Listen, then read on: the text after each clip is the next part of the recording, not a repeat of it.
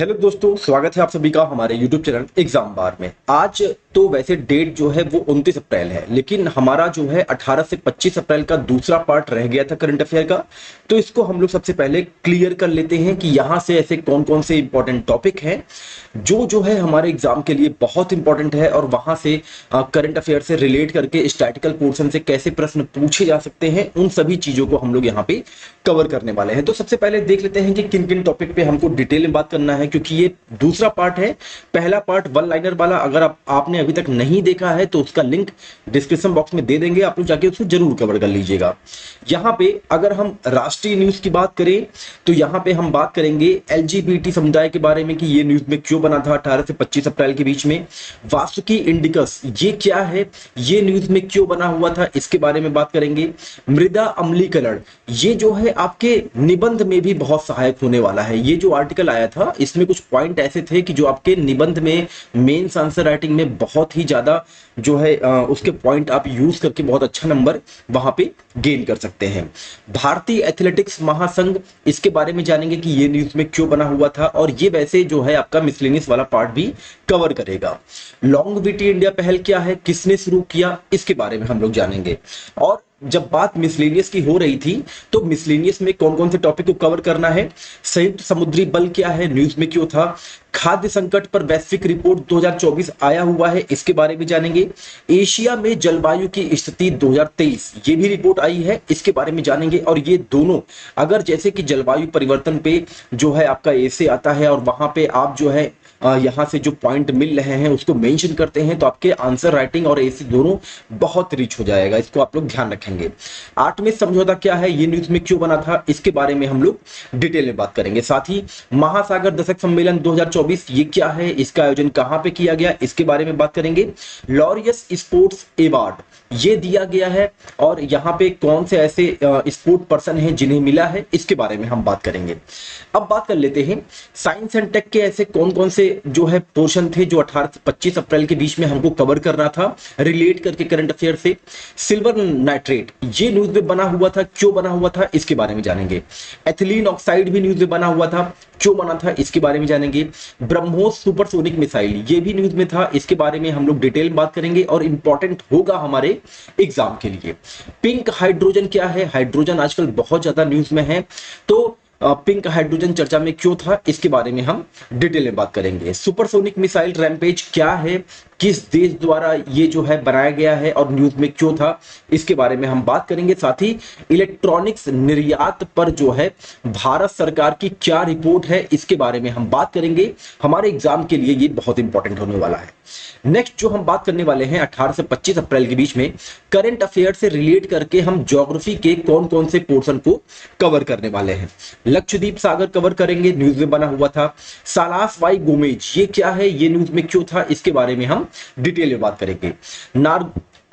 Nagorno Karabakh क्षेत्र ये news में क्यों था, इसके बारे में बात करेंगे। इंग्लिश चैनल ये भी न्यूज में था, इसके बारे में बात करेंगे। मैपिंग करेंगे कहां पे है, पोजीशन क्या है इनकी। आटाकामा रेगिस्तान भी न्यूज में था, किस कारण से न्यूज में था, इसके बारे में बात करेंगे। शेंगेन क्षेत्र ये चर्चा में क्यों था, इसके बारे में बात करेंगे। तो आपको टॉपिक देख के इतना तो पता चल गया होगा कि करंट अफेयर से रिलेट करके हम लोग, जैसे कि आपका ये एलजीबीटी समुदाय है, ये जो है आपका पॉलिटी का भी पोर्शन कवर करेगा। अगर ये नेशनल न्यूज है तो ये आपका पॉलिटी का भी पोर्शन जो है कवर करेगा। वासुकी इंडस ये जो है आपका एनवायरमेंट का भी पोर्शन कवर कर सकता है। तो ऐसे जो कुछ टॉपिक हैं जिससे हम रिलेट करके अपने स्टैटिकल पोर्शन में जा सकते हैं, उनको हम लोग आज कवर करेंगे। 18 से 25 अप्रैल का ये दूसरा पार्ट है, इसको आप लोग ध्यान रखे रहिएगा। चलिए शुरुआत करते हैं। एलजीबीटी समुदाय ये न्यूज में क्यों बना हुआ था, तो न्यूज ये है कि भारत सरकार ने एलजीबीटी QIA समुदायों के कल्याण पर केंद्रित गृह सचिव राजीव गौबा की अध्यक्षता में एक समिति गठित की है। तो ये नाम आप याद रखेंगे कि एलजीबीटी समुदाय के लिए जो हाल ही में समिति गठित की गई है, किसकी अध्यक्षता में, राजीव गौबा की अध्यक्षता में। सुप्रियो चक्रवर्ती बनाम भारत सरकार मामले 2023 में सुप्रीम कोर्ट के सुझाव पर सरकार द्वारा समिति का गठन कर गया है, गठन जो है किया गया है। तो ये जो आपका सुप्रियो बनाम भारत सरकार है, इसको भी आप लोग ध्यान रखिएगा। कभी कभी क्या होता है कि केसेस भी जो है एग्जाम में पूछ लिए जाते हैं। बता दें कि सुप्रियो चक्रवर्ती बनाम भारत सरकार मामला 2023 में विशेष विवाह अधिनियम 1954 को इस आधार पर सुप्रीम कोर्ट में चुनौती दी गई थी कि यह कानून समलैंगिक विवाह की अनुमति नहीं देता है। इसको आपको ध्यान रखना है।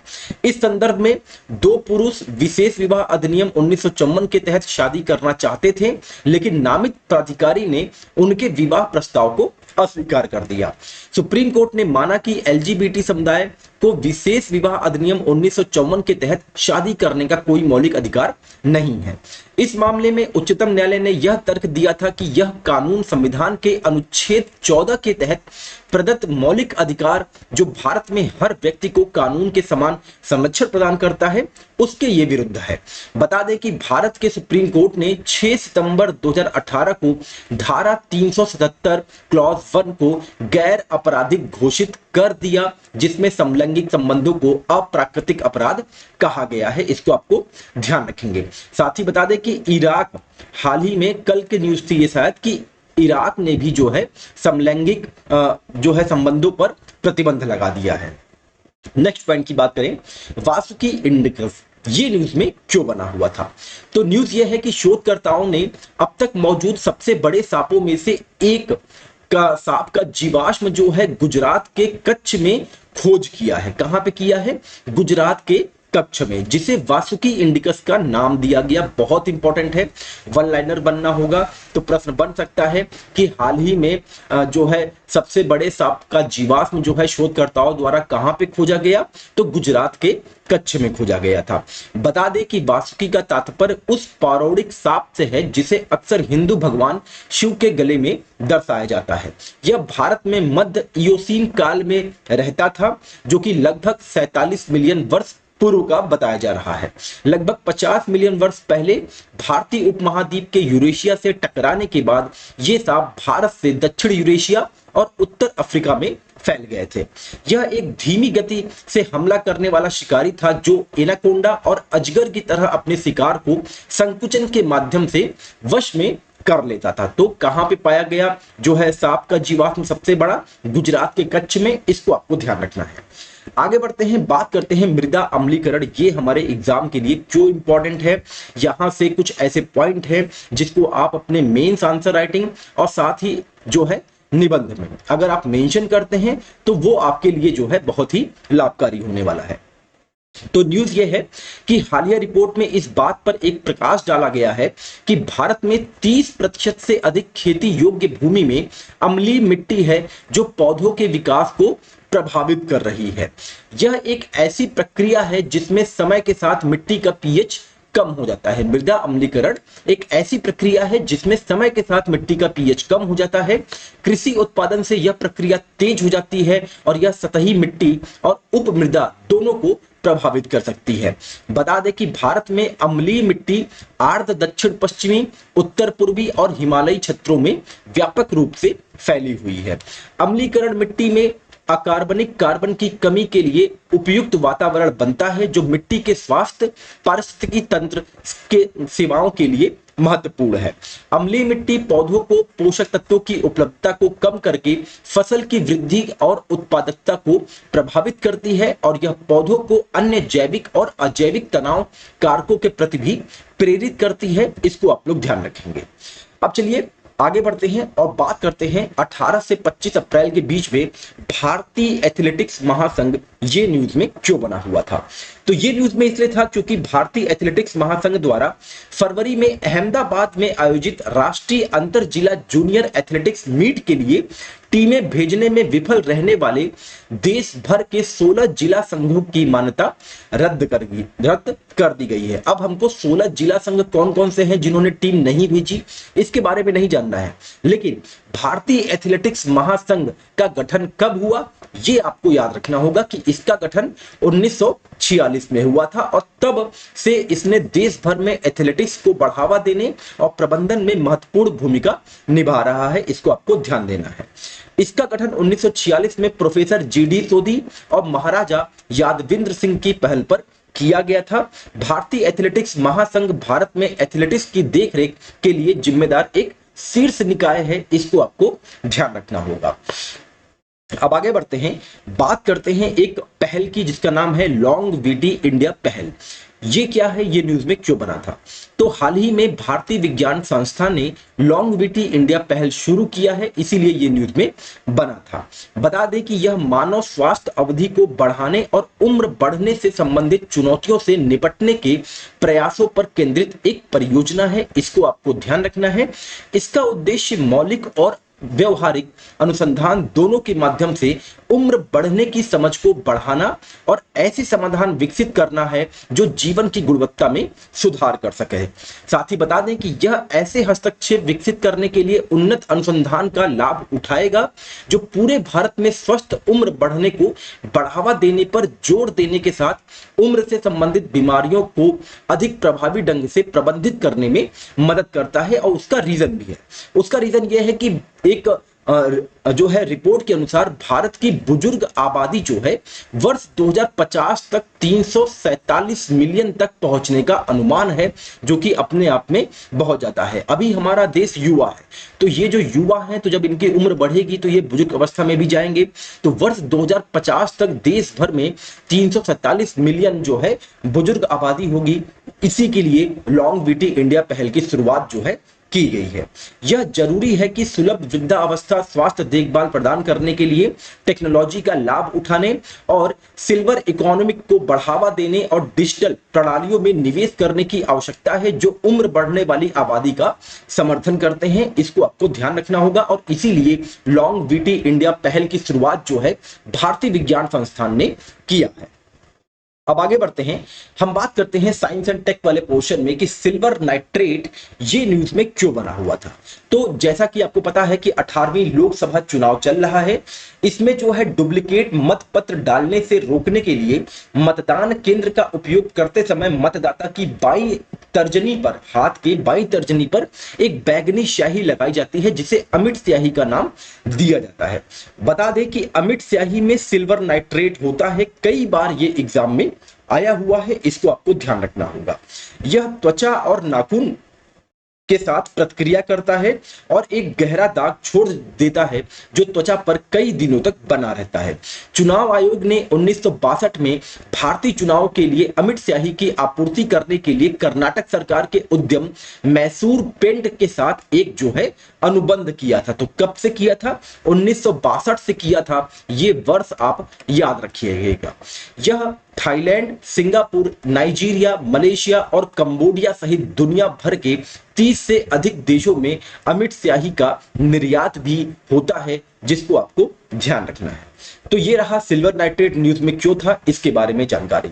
अब आगे बढ़ते हैं, बात करते हैं एथिलीन ऑक्साइड ये न्यूज में क्यों बना हुआ था। तो ये न्यूज में इसलिए था क्योंकि हांगकांग के खाद्य सुरक्षा केंद्र ने भारत से एवरेस्ट फिश करी मसाला, एवरेस्ट का जो मसाला आता है ना, को यह आरोप लगाते हुए वापस कर दिया कि इसमें एथिलीन ऑक्साइड नामक कीटनाशक की मात्रा स्वीकार्य सीमा से अधिक है, यानी कि जितनी उसकी जो है क्वांटिटी होनी चाहिए उससे अधिक जो है फिश करी मसाला में एवरेस्ट के एथिलीन ऑक्साइड मिलाया गया है। अब एथिलीन ऑक्साइड के बारे में जान लेते हैं जो कि हमारे एग्जाम के लिए इंपॉर्टेंट होगा। इसका उपयोग, एथिलीन ऑक्साइड का जो है उपयोग कुछ संग्रहित कृषि उत्पादों में कीड़ों को नियंत्रित करने के लिए एक छोटी मात्रा यानी कि 1% से भी कम के रूप में किया जाता है और अस्पतालों में चिकित्सा उपकरणों और आपूर्ति को कीटाणु रहित करने के लिए बहुत कम मात्रा में उपयोग किया जाता है। यह एक मानव निर्मित जो है रसायन है जिसका उपयोग मुख्य रूप से एथिलीन ग्लाइकॉल बनाने के लिए किया जाता है। एथिलीन ऑक्साइड के लगातार संपर्क से मनुष्यों में आंखों, त्वचा, नाक, गले और फेफड़े में जलन हो सकती है और मस्तिष्क और तंत्रिका तंत्र को नुकसान ये पहुंचा सकता है। इसलिए ये हमारे एग्जाम के लिए बहुत इंपॉर्टेंट है। और मैं आपको एक चीज ये भी बता देता हूं कि मैं हमेशा अपने हर एक सेशन में करंट अफेयर के बताता हूं कि करंट अफेयर को रिलेट करके ऐसे ही पढ़ना चाहिए। साथ ही अपने खुद के नोट्स आप बनाते चले, क्योंकि अभी समय है। जब आप अपना खुद का नोट्स बनाते चलेंगे तो एग्जाम का जब समय आएगा, जब एग्जाम आपके पास रहेगा तो रिवीजन करने में आपके लिए किसी प्रकार की कोई समस्या नहीं होगी। अब नेक्स्ट टॉपिक पे बात करते हैं, ब्रह्मोस सुपरसोनिक मिसाइल, ये न्यूज में क्यों था। तो न्यूज ये है कि भारत ने फिलीपींस को ब्रह्मोस सुपरसोनिक मिसाइलों की आपूर्ति शुरू कर दी है, जिसके तहत भारत ने 19 अप्रैल 2014 को ब्रह्मोस सुपरसोनिक मिसाइलों का पहला सेट फिलीपींस भेज दिया था। बता दें कि भारत और फिलीपींस के बीच वर्ष 2022 में इस हथियार प्रणाली को लेकर 375 मिलियन अमेरिकी डॉलर का सौदा हुआ था। ये आप आंकड़ा भी याद रखेंगे, 375 मिलियन का जो है 375 मिलियन डॉलर का सौदा हुआ है भारत और फिलीपींस के बीच में ब्रह्मोस सुपरसोनिक मिसाइल को लेकर। बता दें कि ब्रह्मोस क्रूज मिसाइल की स्पीड जो है वो काफी तेज है और उसकी मारक क्षमता 290 किलोमीटर तक है। इसे पनडुब्बी, जहाज, विमान या जमीन से लॉन्च किया जा सकता है। यह हवा में अपना रास्ता भी बदल सकती है, जिसे इसे ट्रैक करना मुश्किल हो जाता है। अब आगे बढ़ते हैं, बात करते हैं पिंक हाइड्रोजन ये न्यूज में क्यों बना हुआ था। तो न्यूज ये है कि कानून में संशोधन करके भारत में गुलाबी हाइड्रोजन उत्पादन को बढ़ावा देने के लिए परमाणु ऊर्जा का उपयोग किया जा सकता है। ये एक ऐसा आर्टिकल आया हुआ था। अब बता दें कि यह परमाणु ऊर्जा द्वारा संचालित इलेक्ट्रोलिसिस के माध्यम से उत्पन्न होता है पिंक हाइड्रोजन। इसे बैगनी हाइड्रोजन या लाल हाइड्रोजन भी कहते हैं। अब बात आती है कि इलेक्ट्रोलिसिस क्या है। तो इलेक्ट्रोलिसिस पानी को हाइड्रोजन और ऑक्सीजन में विभाजित करने के लिए बिजली का उपयोग करने की एक प्रक्रिया है। परमाणु रिएक्टरों से प्राप्त अत्यधिक उच्च तापमान का उपयोग अधिक कुशल इलेक्ट्रोलिसिस या जीवाश्म गैर आधारित भाप मीथेन सुधार के लिए भाप का उत्पादन करके अन्य हाइड्रोजन उत्पादन में किया जा सकता है। पिंक हाइड्रोजन सीमेंट उद्योग, इस्पात उद्योग, विमान और भारी परिवहन में जीवाश्म ईंधन के लिए एक आशाजनक प्रतिस्थापन है, यानी कि वो जो वहां पे जो हमारा फ्यूल यूज होता है उसके स्थान पे इसका हम यूज कर सकते हैं, क्योंकि इसका उपयोग ग्रीन हाउस गैस उत्सर्जन के बिना फीड स्टॉक और ऊर्जा स्रोत के रूप में किया जा सकता है। इसलिए पिंक हाइड्रोजन न्यूज में बना हुआ था। अब आगे बढ़ते हैं और हम बात करते हैं सुपरसोनिक मिसाइल रैम्पेज के बारे में कि ये न्यूज में क्यों था और ये किस देश से संबंधित है।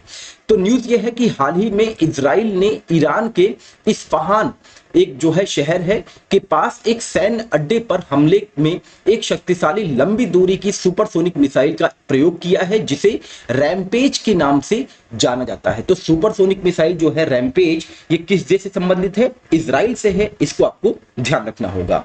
बता दें कि रैम्पेज एक लंबी दूरी की सुपरसोनिक हवा से जमीन पर मार करने वाली, खोज रहित सटीक मार करने वाली एक ये मिसाइल है। इसे संचार और कमांड सेंटर, वायुसेना अड्डों, रख रखाव केंद्र और बुनियादी ढांचे जैसे उच्च गुणवत्ता वाले अच्छी तरह से संरक्षित लक्ष्यों को नष्ट करने के उद्देश्य से मिशन में उपयोग करने के लिए इजराइल ने विकसित किया था। रैम्पेज को विभिन्न विमानों से लॉन्च किया जा सकता है, जो सामरिक आवश्यकताओं के आधार पर तैनाती में लचीलापन प्रदान करता है। अब इसको हम मैप में देख लेते हैं कि ये आपका रहा इजराइल। इजराइल ने ईरान के इस्फहान पे जो है रैम्पेज से जो है वॉर किया था। इसको आपको ध्यान रखना है। अब चूंकि ये दोनों कंट्री जो है न्यूज बना हुआ था, तो इसके आसपास के जितने भी सटे हुए देश हैं या फिर जितने भी सटे हुए सागर हैं, खाड़ी हैं, इसको आपको मैपिंग करना है और यहीं से क्वेश्चन जो है जनरेट हो सकता है। अब आगे बढ़ते हैं, बात करते हैं इलेक्ट्रॉनिक्स निर्यात के बारे में कि ये न्यूज में क्यों बना था। तो न्यूज ये है कि तमिलनाडु ने वित्त वर्ष 2023-24 में इलेक्ट्रॉनिक्स निर्यात में रिकॉर्ड तोड़ 9.56 बिलियन डॉलर की उपलब्धि प्राप्त की है और यह इलेक्ट्रॉनिक्स निर्यात की कुल राष्ट्रीय भागीदारी का लगभग 33% था, जिसको आपको ध्यान रखना है। बता दें कि तमिलनाडु के बाद जो है कर्नाटक जो है दूसरे स्थान पे है और उत्तर प्रदेश जो है 4.46 बिलियन डॉलर के साथ जो है निर्यात इलेक्ट्रॉनिक्स निर्यात में तीसरे स्थान पे है। और उत्तर प्रदेश का जो राष्ट्रीय निर्यात में भागीदारी है वो कितने प्रतिशत है? 15.32 प्रतिशत है। इसको भी आपको ध्यान रखना होगा, एग्जाम के पॉइंट ऑफ व्यू से इंपॉर्टेंट है। और अगर बात आती है कि शीर्ष 5 राज्य जो है इलेक्ट्रॉनिक निर्यात में कौन से हैं, तो तमिलनाडु पहले स्थान पे है, दूसरे स्थान पे कर्नाटक है, तीसरे स्थान पे उत्तर प्रदेश है, चौथे पे महाराष्ट्र और पांचवे पे गुजरात है। ये क्रम भी आपको याद रखना है, एग्जाम के पॉइंट ऑफ व्यू से इंपॉर्टेंट होगा। अब आगे बढ़ते हैं, बात करते हैं मिसलेनियस वाले पार्ट की, जिसमें हम सबसे पहले बात करेंगे संयुक्त समुद्री बल, ये न्यूज में क्यों था। तो न्यूज ये है कि भारतीय नौसेना के जहाज आईएनएस तलवार ने अरब सागर में 940 किलोग्राम मादक पदार्थों को सफलतापूर्वक रोका और जब्त किया है। यह ऑपरेशन संयुक्त समुद्री बल के तत्वाधान में किया गया है। अब संयुक्त समुद्री बल यानी कि सीएमएफ क्या है? सीएमएफ एक बहुराष्ट्रीय नौसैनिक साझेदारी है जिसका मुख्यालय बहरीन में है, जो लगभग 3.2 मिलियन वर्ग मील अंतरराष्ट्रीय जल क्षेत्र में सुरक्षा, स्थिरता और समृद्धि को बढ़ावा देने के लिए समर्पित है। बता दें कि इसमें कुल 34 देश हैं जो सदस्य के रूप में शामिल हैं। अब इनका नाम हम नहीं पढ़ना चाहेंगे क्योंकि समय बहुत ज्यादा लग जाएगा और मैं चाहता हूं कि कितने कम से कम समय में आपका रिवीजन जो है अच्छे से होता रहे। लेकिन जब भारत की बात आएगी तो बता दें कि भारत जो है संयुक्त समुद्री बल का सदस्य नहीं है। अप्रैल 2022 में आयोजित भारत अमेरिका 2+2 संवाद में भारत ने घोषणा किया था कि वह एक सहयोगी भागीदारी के रूप में सीएमएफ में शामिल होगा। इसको आपको ध्यान रखना होगा। सीएमएफ के मुख्य कार्य क्षेत्र में नशीले पदार्थों, तस्करी एवं समुद्री डकैती को रोकना, क्षेत्रीय सहयोग को प्रोत्साहित करना, समग्र सुरक्षा और स्थिरता में सुधार के लिए प्रासंगिक क्षमताओं को मजबूत करने हेतु अन्य क्षेत्रीय भागीदारों के साथ जुड़ना शामिल है। इसको आपको ध्यान रखना है। तो यहां पे आपको क्या ध्यान रखना है कि सीएमएफ का जो मुख्यालय है वो कहां पे है? बहरीन में है। साथ ही जो है सीएमएफ में 34 सदस्य देश हैं, लेकिन भारत उसका सदस्य देश नहीं है। ऐसे कुछ पॉइंट हैं जो कि हमारे एग्जाम के लिए इंपॉर्टेंट हो सकते हैं, इसको आपको ध्यान रखना होगा। अब आगे बढ़ते हैं, बात करते हैं खाद्य संकट पर वैश्विक रिपोर्ट 2024। यहां से हमारे लिए इंपॉर्टेंट पॉइंट कौन कौन से हैं? तो न्यूज ये है कि हाल ही में खाद्य संकट पर वैश्विक रिपोर्ट के अनुसार वर्ष 2023 में 59 देशों में लगभग 282 मिलियन लोगों को उच्च स्तर की तीव्र खाद्य असुरक्षा का सामना करना पड़ा है। तो कितने देशों को? 59 देशों को 282 मिलियन लोगों को जो है खाद्य असुरक्षा का सामना करना पड़ा है। ये जो है एक जो है खाद्य संकट पर वैश्विक रिपोर्ट के अनुसार ये डेटा जो है सामने आया है। यह खाद्य सुरक्षा सूचना नेटवर्क द्वारा प्रतिवर्ष जारी किया जाता है और global network against food crisis द्वारा लॉन्च किया जाता है। वर्ष 2023 तीव्र खाद्य असुरक्षा से पीड़ित लोगों की संख्या में वृद्धि का लगातार 5वां वर्ष था। यह स्टेटमेंट वाला क्वेश्चन बन सकता है, इसको आपको ध्यान रखना है। बता दें कि रिपोर्ट के अनुसार खाद्य संकट के 3 प्रमुख कारण हैं। वो कौन कौन से हैं? देशों के मध्य संघर्ष, जैसे आप देख रहे होंगे कि यूक्रेन और रूस का वार चल रहा है, इधर अभी जो है इजराइल और फिलिस्तीन और साथ ही इजराइल और ईरान का चल रहा था, चरम मौसम घटनाएं और आर्थिक जो खतरे होते हैं। तो ये 3 कारण जो है खाद्य जो है संकट का कारण बना हुआ है। जीआरएफसी रिपोर्टिंग पिछले 8 वर्षों में गाजा पट्टी सबसे गंभीर खाद्य संकट वाला क्षेत्र बन गया है। सूडान दुनिया में सबसे खराब खाद्य संकटों में से एक का सामना कर रहा है। तो इसको आपको ध्यान रखना होगा कि सबसे ज्यादा खाद्य संकट कहां पे है? सूडान में है, जहां लगभग 1/3 आबादी को आपातकालीन खाद्य सहायता की आवश्यकता है।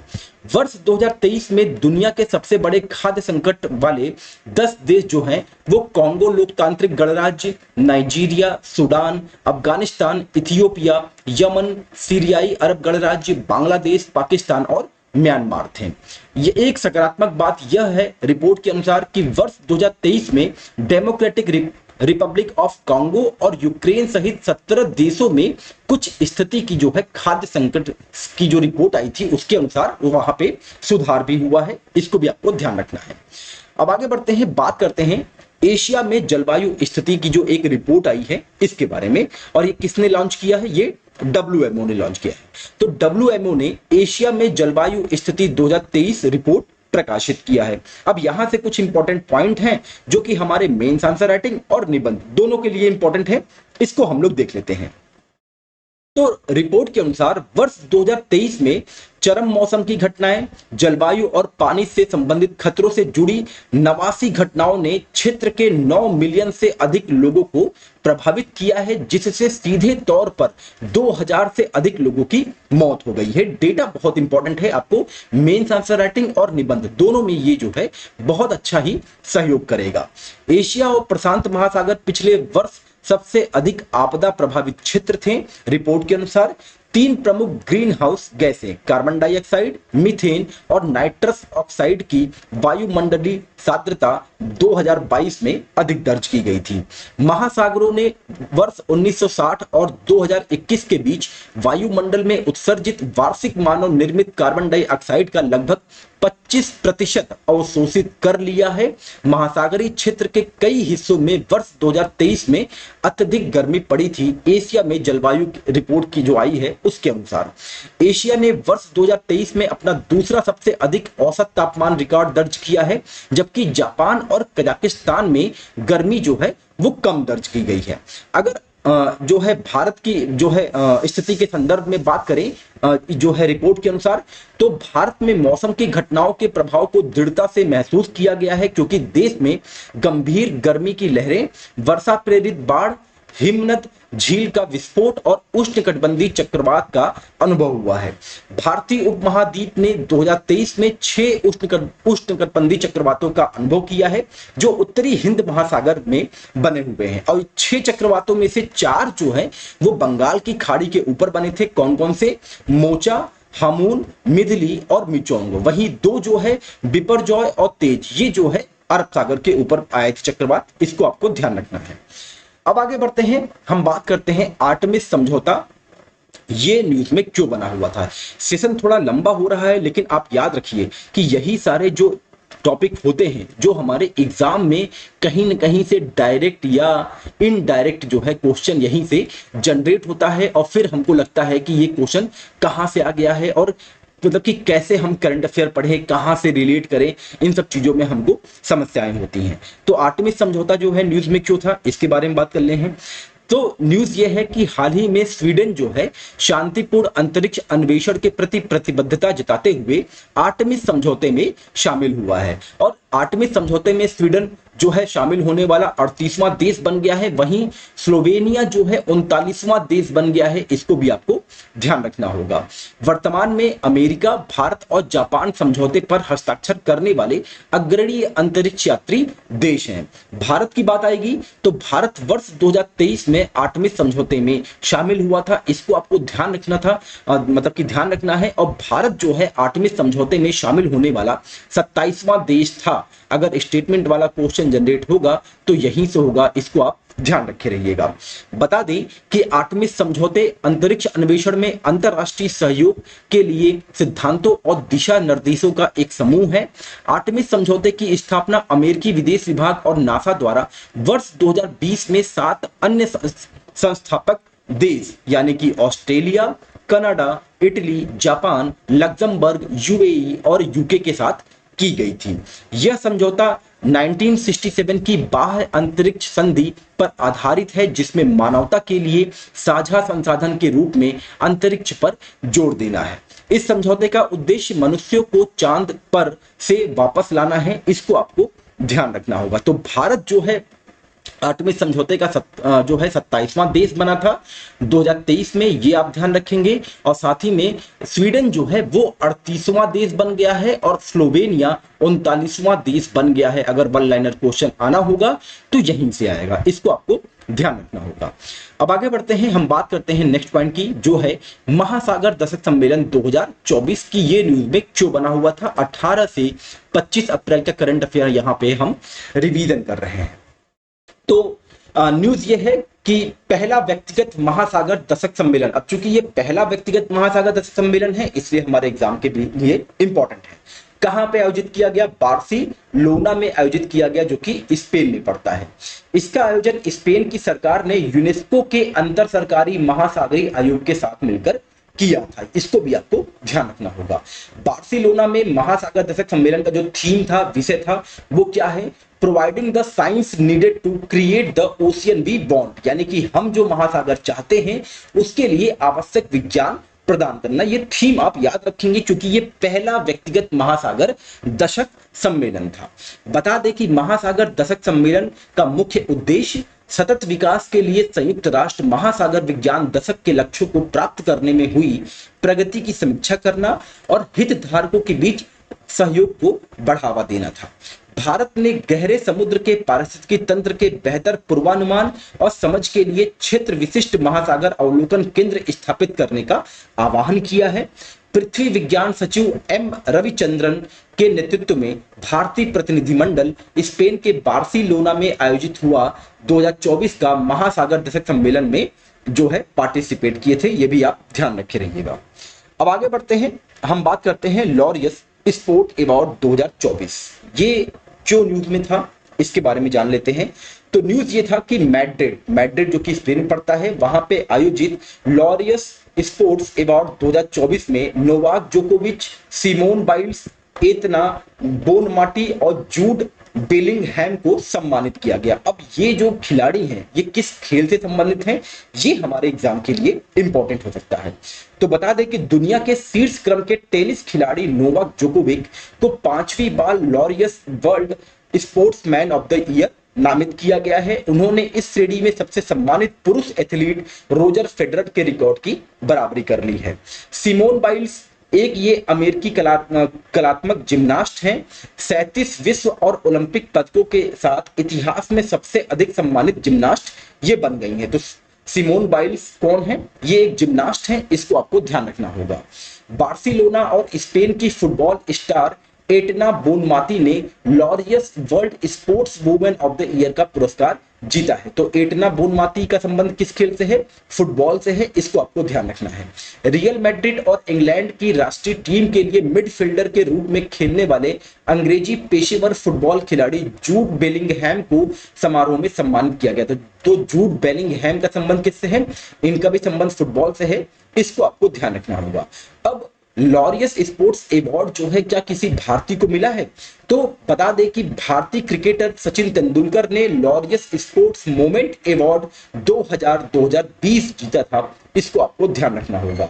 टोक्यो ओलंपिक के स्वर्ण पदक विजेता भारतीय नीरज चोपड़ा, विनेश फोगाट और सचिन तेंदुलकर के बाद तीसरे हैं जिन्हें लॉरियस वर्ल्ड स्पोर्ट अवार्ड के लिए नामांकित किया गया था। इसको भी आपको ध्यान रखना होगा, आपके एग्जाम के लिए ये इंपॉर्टेंट हो सकता है क्योंकि ये न्यूज में बना हुआ था। अब आगे बढ़ते हैं, बात करते हैं ज्योग्राफी वाले पोर्शन की कि 18 से 25 अप्रैल के बीच में हमको करंट अफेयर से रिलेट करके ज्योग्राफी का किस किस पोर्शन पे जो है रिवीजन करना है। तो सबसे पहले बात करेंगे हम लक्षद्वीप सागर के बारे में। बता दें कि ये न्यूज में इसलिए था क्योंकि भारतीय तट के दक्षिण पश्चिम कोने से दूर लक्षद्वीप सागर में रहने वाली मछलियों की 3 प्रजातियां कौन कौन सी? जैनसन रेस, चेकरबोर्ड रेस और मून रेस हाल ही में पाई गई हैं, जो उपकरणों के उपयोग करने में सक्षम है। यानी कि पानी के नीचे जो कुछ मतलब की चीज मिलती है उसका वो उपयोग अपनी रक्षा के लिए अच्छे से कर लेती हैं।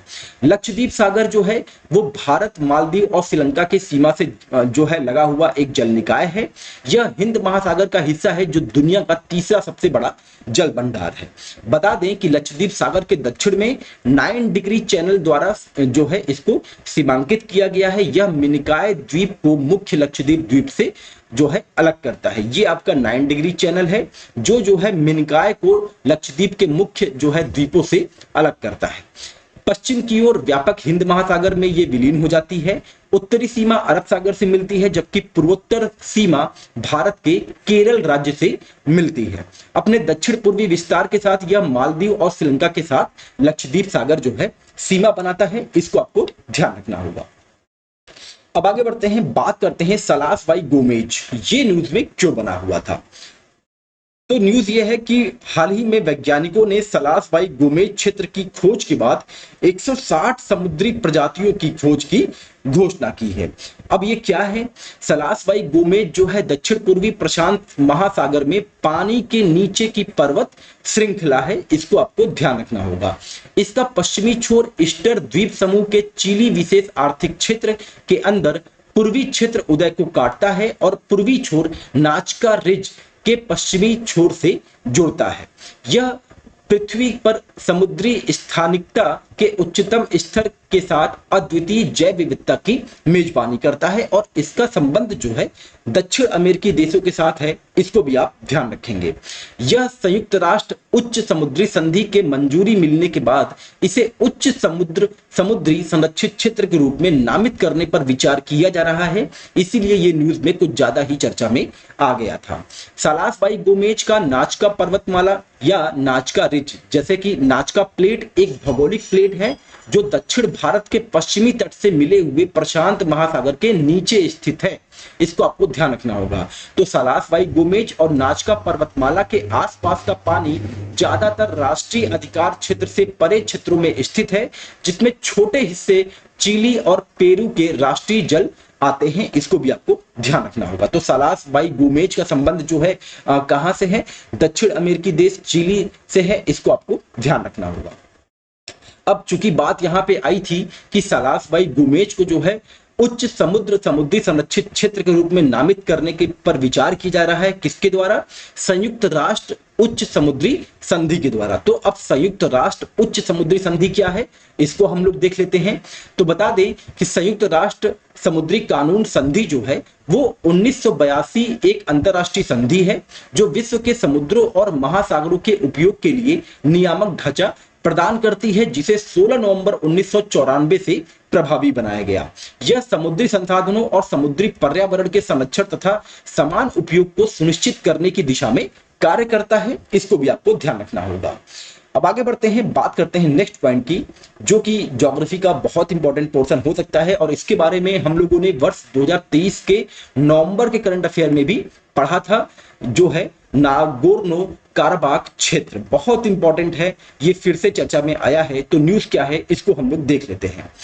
पिछले वर्ष अजरबैजान द्वारा विवादित क्षेत्र को अर्मेनियाई अलगाववादियों से वापस लेने के बाद रूसी शांति सैनिकों ने नागोर्नो काराबाख से हटना शुरू कर दिया है। अब ये नागोर्नो काराबाख क्षेत्र जो है ये कहां पे है, ये किन दो देशों के बीच विवाद का जो है वो है क्षेत्र है, ये अर्मेनिया और अजरबैजान के बीच जो है विवादित क्षेत्र है, इसको आपको ध्यान रखना होगा। और जहां तक मुझे याद है कि एक बार प्रश्न आया था एग्जाम में, शायद पीसीएस की आरओ के एग्जाम में आया होगा कि अजरबैजान की राजधानी पूछी थी। तो अजरबैजान की जो राजधानी है वो बाकू है, इसको आपको ध्यान रखना होगा। बता दें कि नागोर्नो काराबाख क्षेत्र जो है दक्षिण काकेकस में एक जमीन से घिरा पहाड़ी क्षेत्र है। 1917 में रूसी साम्राज्य के पतन के बाद अजरबैजान और अर्मेनिया दोनों ने इस पर दावा किया था और तब से यह तनाव का विषय बना हुआ है। इसे अंतरराष्ट्रीय स्तर पर तेल समृद्ध अजरबैजान के हिस्से के रूप में मान्यता प्राप्त है, लेकिन यहाँ के जो निवासी हैं वो मुख्य रूप से जाति अर्मेनियाई हैं और उनकी अपनी खुद की वहां पे सरकार भी है। तुर्की के समर्थन से अजरबैजान ने हाल ही के युद्ध में एक जीत हासिल की थी और काराबाख के कुछ हिस्सों को वापस ले लिया था। यह क्षेत्र प्रमुख रणनीतिक महत्व का भी है, जो तुर्की, ईरान और रूस और कैस्पियन सागर के हाइड्रोकार्बन भंडार से घिरा हुआ है, इसीलिए ये हमारे एग्जाम के लिए इंपॉर्टेंट होगा, इसको आपको ध्यान रखना है। तो नागोर्नो काराबाख क्षेत्र का संबंध कहां से है, ये अर्मेनिया और अजरबैजान का जो है एक विवादित क्षेत्र है, इसको आपको ध्यान रखना होगा। अर्मेनिया की राजधानी क्या है, अगर आपको याद है तो आप कमेंट सेक्शन में जरूर मेंशन करें। अब बात करते हैं इंग्लिश चैनल की कि ये न्यूज में क्यों बना हुआ था। तो ये एक मैंने 27 अप्रैल को बताया था कि रवांडा से संबंधित जो है शरणार्थी विधेयक जो है यूके ने जो है पास किया था। तो हुआ क्या कि उस विधेयक के पास होने के बाद कई जो है वहां पे जो है इंग्लिश चैनल पार करने के चक्कर में जान दे देते हैं। तो न्यूज ये था कि ब्रिटेन द्वारा शरण चाहने वाले को रवांडा में निर्वासित करने के लिए एक विधेयक पारित करने के कुछ घंटों बाद ही इंग्लिश चैनल को पार करने की कोशिश में 5 लोगों की मौत हो जाती है। अब जब ये न्यूज सिंपल सी आई है, लेकिन यहां से हमको अपने लिए एग्जाम के पॉइंट ऑफ व्यू से जो पॉइंट निकालना है वो है इंग्लिश चैनल। बता दें कि इंग्लिश चैनल अटलांटिक महासागर का एक संकीर्ण क्षेत्र है जो इंग्लैंड के दक्षिणी तट जो कि ग्रेट ब्रिटेन का हिस्सा है को फ्रांस के उत्तरी तट से अलग करता है। यह उत्तर में डोवर जलडमरू मध्य और उत्तरी सागर से अलग होता है, इसको आपको ध्यान रखना होगा। अब हम बात करते हैं आटाकामा रेगिस्तान के बारे में कि ये न्यूज में क्यों बना हुआ था। तो न्यूज ये है कि शोधकर्ताओं ने हाल ही में चिली के आटाकामा रेगिस्तान की झुलसी हुई सतह के 13 फीट नीचे सूक्ष्म जीवों को पनपते हुए पाया, जो इस क्षेत्र में अब तक सूक्ष्म जीवन की सबसे गहरी खोज बताई जा रही है। तो सिंपल सी न्यूज थी, लेकिन हमको क्या करना है कि हमको अपने एग्जाम में कैसे प्रश्न यहां से आ सकते हैं उसको कवर करना है। तो सबसे पहले आपको ये पता होना चाहिए कि आटाकामा रेगिस्तान का संबंध किस देश से है, तो वो चिली से है। बता दें कि यह उत्तरी चिली में स्थित है, जो पूर्व में एंडीज पर्वतमाला और पश्चिम में प्रशांत महासागर के बीच स्थित है, और यह विश्व का सबसे शुष्क रेगिस्तान है। दक्षिण अमेरिकी कंटिनेंट जो है बहुत अच्छे से मैप में करवाया गया है। अगर आपने नहीं देखा है तो आप पराक्रम बैच के ज्योग्राफी वाले जो है प्लेलिस्ट में जा सकते हैं, वहां पे अमेरिकी दोनों कंटिनेंट वहां पे करवाया गया है। आप जाके उसको जरूर रिवीजन करें, क्योंकि यहां से प्रश्न अब आ सकता है। बता दें कि अर्जेंटीना, पेरू और बोलीविया की सीमा जो है अटाकामा रेगिस्तान से लगती है। यहां सोडियम नाइट्रेट की सबसे बड़ी प्राकृतिक आपूर्ति है, जिसका उपयोग अन्य चीजों के अलावा उर्वरक और विस्फोट बनाने के लिए किया जा सकता है। यह दुनिया के उन कुछ स्थानों में से एक है जहां वर्ष में 300 से अधिक दिन साफ आसमान रहता है, और साथ ही कोई प्रकाश प्रदूषण भी यहां पे नहीं रहता है। इसको आपको ध्यान रखना होगा। अब आगे बढ़ते हैं, बात करते हैं शेंगेन क्षेत्र की, कि शेंगेन क्षेत्र न्यूज में क्यों बना हुआ था। तो न्यूज ये है कि हाल ही में यूरोपीय संघ ने घोषणा किया है कि भारतीय नागरिकों को अब 2 साल के लिए वैध दीर्घकालिक बहुप्रवेश शेंगेन वीजा जारी किया जा सकता है। तो शेंगेन वीजा के कारण ही जो है शेंगेन क्षेत्र जो है ये न्यूज में आ गया था। तो आपको पता होना चाहिए कि शेंगेन क्षेत्र जो है क्या है। बता दें कि शेंगेन क्षेत्र 27 यूरोपीय देशों का एक समूह है, जिसने लोगों की स्वतंत्र और अप्रतिबंधित आवाजाही के लिए अपनी आंतरिक सीमाओं को समाप्त कर दिया। यानी कि जो आप ये जो है आप जो है क्या आसमानी रंग का जो ये कलर देख रहे हैं, इसमें जो है जितने भी कंट्री हैं वो जो है वीजा फ्री कंट्री है। यहाँ पे आप फ्रांस से जर्मनी जा सकते हैं, जर्मनी से पोलैंड जा सकते हैं। इसको आप सिंपल भाषा में ऐसे समझिए कि जैसे यूरोप के जो छोटे छोटे देश हैं वो भारत के कई राज्यों के बराबर ही शामिल है। तो अगर भारत में जैसे मान लीजिए कि भारत जो है एक मतलब कि एक आप कल्पना कर लीजिए कि भारत जो है जो पूरा जो है यूरोप के बराबर है। तो अब आपको यूपी से महाराष्ट्र जाना होगा, तो वहां पे क्या है कि एक वीजा लगता है, ठीक है। तो जो है इसी वीजा को जो कौन कौन से देश फ्री कर रहे हैं, तो जो देश फ्री कर रहे हैं वो जो है शेंगेन वाले क्षेत्र कहलाते हैं। तो जैसे अब आपको यूपी से महाराष्ट्र जाना है तो किसी प्रकार का कोई वीजा नहीं लगेगा, मतलब कि वहां पे जो है वीजा फ्री आपकी एंट्री हो जाएगी। तो यूरोपीय संघ ने घोषणा किया था कि इनको जो है वैध दीर्घकालिक बहुप्रवेश के लिए शेंगेन वीजा जो है भारतीयों को प्रोवाइड किया जाएगा। तो ये जितने भी आप जो है स्काई ब्लू कलर में देख रहे हैं, ये सारे के सारे जो है शेंगेन क्षेत्र में शामिल हैं। इस क्षेत्र के सदस्यों में जो 27 एक तो 27 यूरोपीय संघ के सदस्य देश हैं, जिसमें 23 ठीक है बुल्गारिया, साइप्रस, आयरलैंड और रोमानिया को छोड़कर, और यूरोपीय मुक्त व्यापार संघ के सभी सदस्य जो है इसमें शामिल हैं। लेकिन आपको ये चीज ध्यान रखनी है कि स्विट्जरलैंड, आइसलैंड और नॉर्वे ये जो है यूरोपीय संघ में नहीं है, लेकिन शेंगेन क्षेत्र के अंदर ये शामिल है। तो ये पॉइंट जो है आपके एग्जाम के लिए ये बहुत इंपॉर्टेंट होगा। तो यहां पे जो है 18 से 25 अप्रैल के बीच में जितने भी इंपॉर्टेंट पॉइंट्स थे करंट अफेयर के रिलेट करके, उसको हम लोगों ने यहाँ पे कवर कर लिया है। और अगर आप लोग हमारे साथ साथ जो है अपने नोट्स बना रहे होंगे तो ये बहुत ही आपके एग्जाम के पॉइंट में जब आपका एग्जाम आ जाएगा तो वहां पे आपके लिए बहुत ज्यादा लाभकारी सिद्ध होने वाला है, क्योंकि आपको तब परेशान रहने की आवश्यकता नहीं होगी कि आप किस मैगजीन से क्या क्या चीजें कवर करें। तो चलिए अब मिलते हैं आपको अपने अगले टॉपिक के साथ। तब तक अपना ध्यान रखें। और सेशन लंबा हो गया था, ठीक है, तो इसलिए लंबे की वजह से आप चीजों को इग्नोर मत करिएगा। आप एटलीस्ट टॉपिक देख लीजिएगा कि किस किस टॉपिक पे आपको कैसे अपने हैंड रिटन नोट्स जो है तैयार करने हैं। और अगर सेशन आपको एग्जाम के पॉइंट ऑफ व्यू से, ये सारे टॉपिक आपको एग्जाम के पॉइंट ऑफ व्यू से इंपॉर्टेंट लगा हो, तो हमारे चैनल को अपने दोस्तों के बीच में जरूर शेयर करें। इतना तो सपोर्ट आप लोग कर ही सकते हैं। चलिए मिलते हैं अपने अगले टॉपिक के साथ, तब तक अपना ध्यान रखें। नमस्कार, जय हिंद, जय भारत।